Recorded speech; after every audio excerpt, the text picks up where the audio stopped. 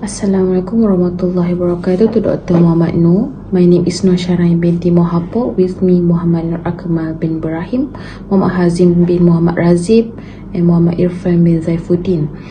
Today we will like to present to you about Flourescene microscope, one of photonic technologies in healthcare. For today's presentation, we will present to you about fundamental operation, function and service, and maintenance of medical optics and photonic devices, and promoting sustainable technology to medical optics and photonics devices. As for the introduction, fluorescence microscope is an essential tool for studying biological samples, which is it enables researchers to observe specific molecules or structures within living cells or tissues. The technique is based on the principle of fluorescence, which is the emission of the light by a molecule after it has been excited by light of specific wavelength. Fundamental operation of fluorescence microscope consists of several basic components, which is number 1, light source, number 2, excitation filter, number 3, dichroic mirror, number 4, objective lens, number 5, emission filter, and 6, detector. As you can see in the slide, this is the block diagram and construction of fluorescence microscope. For the light source, this is typically a high-intensity lamp that emits light of a specific wavelength. Excitation filter is specialized filter that allows only light of desired wavelength to pass through and excite the sample. Dichroic mirror specialized that reflects the excitation light towards the sample and allows the emitted fluorescent light to pass through. Objective lens, this is the lens that collects and focuses the light emitted by the sample. Emission filter is specialized filter that allows only the fluorescent light of the desired wavelength to pass through and reach the detector. And detector specialized camera or photomultiplier tube that detects the fluorescent light emitted by the sample. How are these components works for light source? This is the first component of a fluorescence microscope, which is have a high intensity mercury or xenon arc lamp or LED, light emitting diode. Number 2, the excitation filter is placed between the light source and the specimen, and it selects a specific wavelength of light to excite the fluorophores within a specimen. For dichroic mirror, is a specialized mirror that reflects the excitation light towards the specimen while allowing emitting fluorescence to pass through to the detector.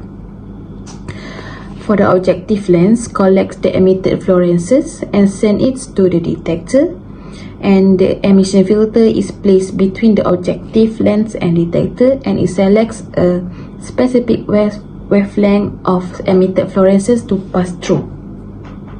The detector is typically a charge-coupled device CCD camera that captures the emitted fluorescence and produces an image of the specimen. Hi, hello, assalamualaikum. My name is Muhammad Hazim bin Muhammad Razib, and now I will tell you about function of fluorescence microscope. So first, fluorescence labeling. Fluorescence microscopy use fluorescence labels to highlight specific molecules in a sample. These labels can be attached to the molecules of interest, allowing researchers to see and locate them under the microscope. Next, selective visualization. With fluorescence microscopy, scientists can selectively visualize and study specific components within cells, such as proteins, DNA, fats, and cell structure. By labeling these components with fluorescent markers, researchers can observe them with high specificity and detail. And third, live cell imaging. Fluorescence microscopy enables real-time observation of dynamics process in living cells. By using fluorescent probes that are compatible with living systems, scientists can track events like cell division, protein movement, and gene activity as they happen. Okay, next we will talk about application of fluorescence microscopy. So first, cell biology. Fluorescence microscopy is widely used in a cell biology to study cellular processes. including protein localization, organelle dynamics, cell signaling, and cell division. It enables researchers to visualize and track specific molecules or structure within cells. Second, immunofluorescence. Fluorescence microscopy is commonly used in immunofluorescence assays to detect and localize specific antigens or antibodies. It helps identify the presence and distribution of proteins or biomarkers within tissues, aiding in diagnostic and research studies. And then third is molecular biology. Fluorescence microscopy is instrumental in molecular biology techniques such as fluorescence in situ hybridization of fish and fluorescence tagging of nucleic acids. It enables visualization of DNA, RNA, and specific gene sequence, assisting in gene expression studies and chromosomal analysis. Okay, now we will talk about service and maintenance. First, cleaning. Regularly clean the microscope components to remove dust, debris, and fingerprints that can affect image quality. Use a soft, lint-free cloth or specialized cleaning tools recommended by the microscope manufacturer. Be cautious not to scratch or damage the delicate optical surface. Second, objective lens care. Clean the objective lens carefully using lens cleaning solution specifically designed for microscopy. Follow the manufacturer's instruction for cleaning and handling this lens. Avoid touching the lens surface directly and use lens cap when not in use. Third, light source. If the fluorescent microscope has an arc lamp or laser as a light source, follow the manufacturer guidelines for lamp replacement or laser maintenance. Replace lamps when their output diminish and recalibrate lasers as needed. And fourth, filters and dichroic mirrors. Inspect filters and dichroic mirrors regularly for damage, scratches, or deterioration. Replace any damaged or degraded components to maintain optimal fluorescence, excitation, and emission wavelength. So next we'll talk about sustainable material selection. So first is objective for recycled or recyclable materials. Look for manufacturers that prioritize the use of recycled materials in the construction of the microscope. This helps reduce the demand for virgin materials and minimize waste generation. Additionally, select components and packaging that are recyclable at the end of your life cycles. And then, second, energy efficiency. Choose a microscope models that is designed for energy efficiency. Look for features such as a LED light source, which consume less energy compared to traditional light source.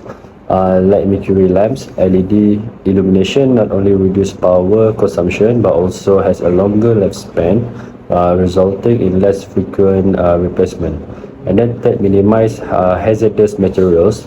Ensure that the microscope and its accessories are free from hazardous substances such as lead, mercury, cadmium, and other harmful chemicals.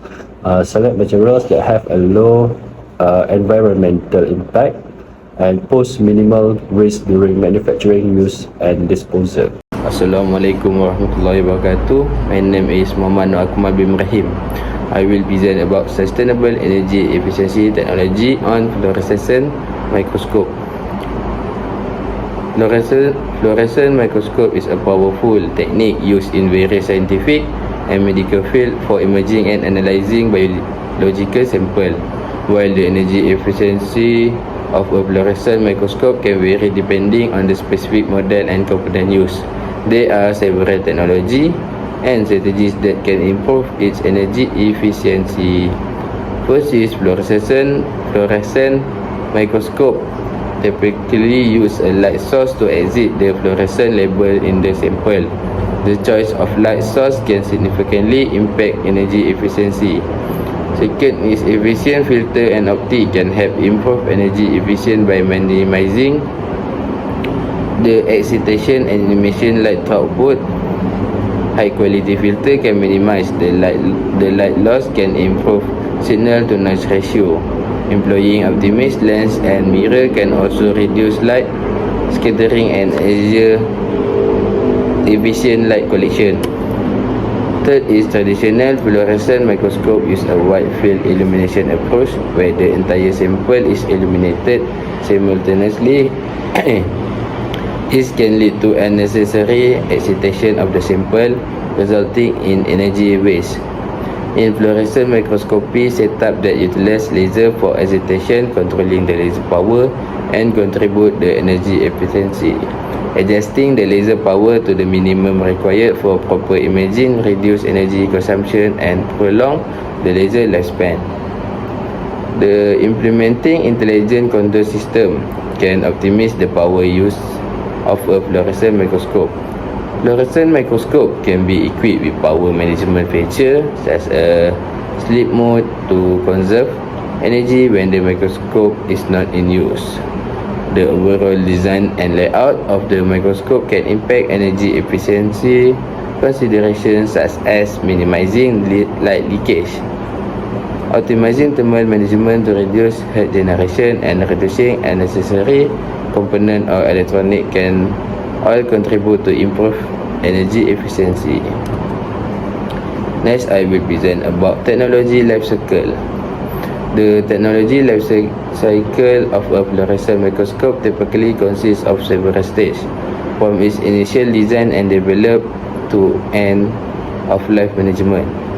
First is this stage involve the conceptualization and design of fluorescent microscope, including the selection of optical component, electronic and software.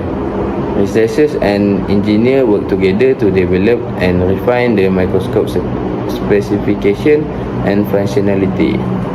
The manufacturing stage begins from material, component are sourced, and the microscope is assembled. This process may involve various manufacturing techniques such as machining, injection molding, or precision optic fabrication. The fluorescent microscope is released to the market. It undergoes to rigorous quality control and testing. The fluorescent microscope are distributed to retailer, distributor, or directly to end user. Sale and marketing effort are carried out to promote the microscope and it available to potential customer.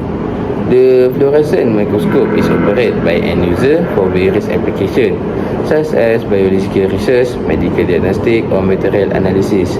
These tests involve regular maintenance, calibration, and engineering proper use to optimize performance and extend the microscope lifespan. Advance in technology may lead to upgrade or update to the fluorescent microscope. At the end of the usable life, the fluorescent microscope require appropriate end-of-life management. This may involve disposal, recycling, or refurbish. It is important to consider environmentally responsible practice to minimize waste and proper handle any hazard component or material. That's all for me. Thank you. Okay, my name is Muhammad Irfan bin Zaifuddin and I will presenting about on how to minimize waste in a sustainable way. Actually, I divided it into two categories.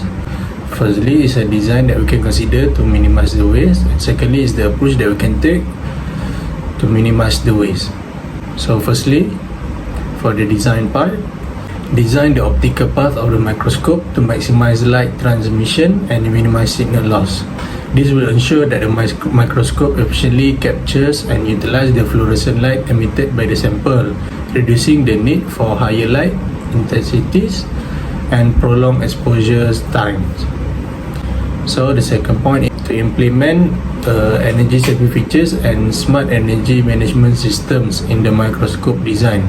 Can include automated power saving modes, standby functionalities, and sensor-based controls to optimize energy consumption during microscope operation. And lastly, design an intuitive and user-friendly interface that promotes efficient and precise microscope control. This will reduce user errors and minimize the need for repeated measurements. Thus also prevents unnecessary waste of samples and reagents. So for the next part is the approach that we can take to minimize the waste in a sustainable way. Firstly is to plan the experiment well so that we can use fewer samples and materials.